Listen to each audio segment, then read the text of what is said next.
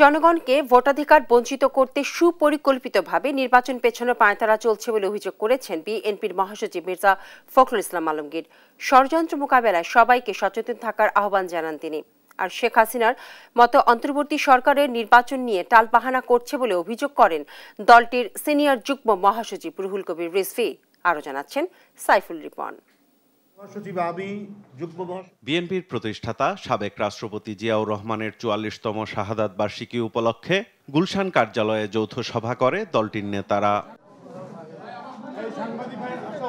যৌথ সভার সিদ্ধান্ত অনুযায়ী ২৫ মে থেকে ২ জুন পর্যন্ত ৮ দিনের কর্মসূচি ঘোষণা করে দলটি। এটা ৮ দিন ব্যাপী কর্মসূচি ২৫ তারিখ থেকে ২ তারিখ পর্যন্ত।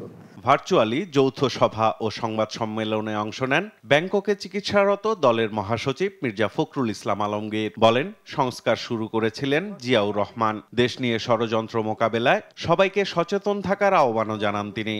অত্যন্ত সুপরিকল্পিতভাবে নির্বাচনকে পিছিয়ে দেওয়া, জনগণের যে অধিকার সে অধিকার থেকে জনগণকে বঞ্চিত করাবার এবং ভোটের অধিকার থেকে বঞ্চিত করবার একটা পায়তারা শুরু হয়েছে।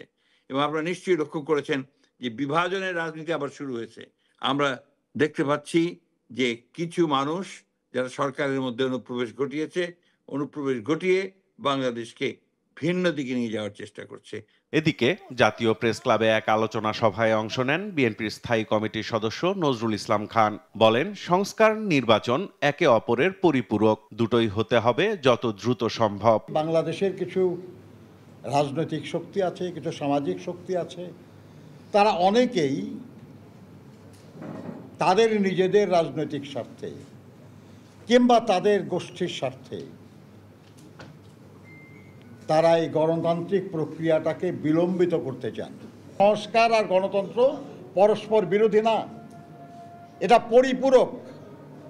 একটার জন্য আরেকটাকে আটকে রাখার কোনো সুযোগ নাই। ২৪-এর গণ অভ্যুত্থানে আহত রাকিবুল হাসান ও তার পরিবারের সঙ্গে সাক্ষাৎ করতে রাজধানীর খিলক্ষেতের বাসায় যায় আমরা বিএনপি পরিবার। পরে বিএনপির সিনিয়র যুগ্ম মহাসচিব রুহুল কবির রিজভী বলেন, নির্বাচন নিয়ে টালবাহানা করছে অন্তর্বর্তী সরকার। জনগণ ১৫ বছর যেটি বঞ্চিত হয়েছে একটা অবাধ সুষ্ঠু নির্বাচন, ভোট কেন্দ্রে গিয়ে ভোট দিতে, সেই বঞ্চনা থেকে আজও মুক্তি হয়নি। আজও এই অন্তর্বর্তীকালীন সরকার শেখ হাসিনার মতোই নির্বাচন নিয়ে টালবাহানা করছে। সরকার গায়ের জোরে ইশরাক হোসেনের ঢাকা দক্ষিণ সিটি কর্পোরেশনের মেয়র হিসেবে শপথ আটকে রেখেছে বলেও অভিযোগ করেন রুহুল কবির রিজভী। সরকার গায়ের জোরে তাকে মেয়র হতে দিচ্ছে না। সাইফুল রিপন, দেশ টিভি, ঢাকা।